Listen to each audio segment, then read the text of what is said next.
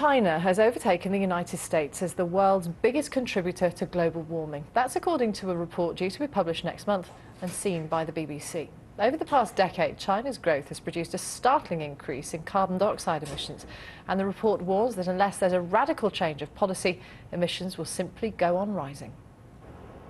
In the city of Taiyuan, the pollution's so bad you might be able to hide out here for years without anybody finding you.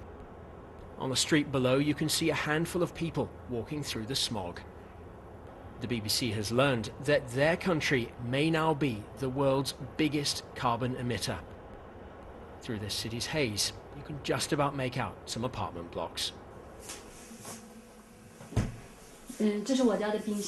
Inside one, we meet Mrs. Hu. She's a housewife. She shows me where she wants to put a new washing machine, just under the counter. Her ambitions are changing our world. Hundreds of millions of Chinese people like her want a better life with the things we have at home in the West. This is how China gives Mrs. Hu what she wants. Wherever you look in Taiyuan, you can find a coal-fired power station sending carbon into the air. China's building around 2 new power stations every week to meet its growing demand. And it's all adding up.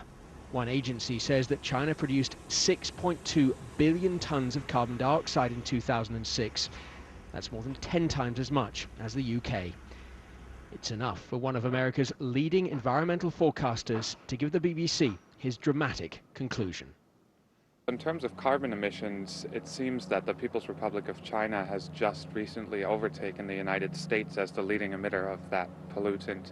That's a position that the United States have held since the late 19th century. But China's defense is simple. You have to count carbon per head, not per country. And there are more heads in China than anywhere else in the world, 1.3 billion of them. Some are having lunch here at the Taishu restaurant in Beijing.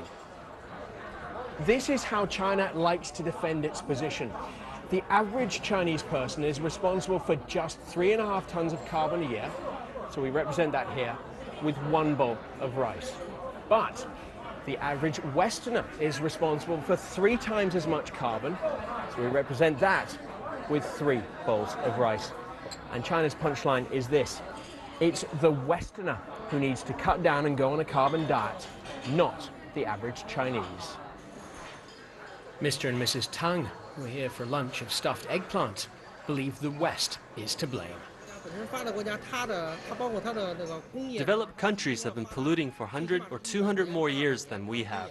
I think they should take more responsibility. It's unfair to ask China to pay the price. Because of this, China won't accept any limits on its own emissions. Here, it brings in coal from abroad. This country insists that its people have the absolute moral right to live as we do in the West, to consume as much carbon as us. So here's the final problem. If the Chinese go on to live as we do, the world may not cool down. James Reynolds, BBC News, Beijing.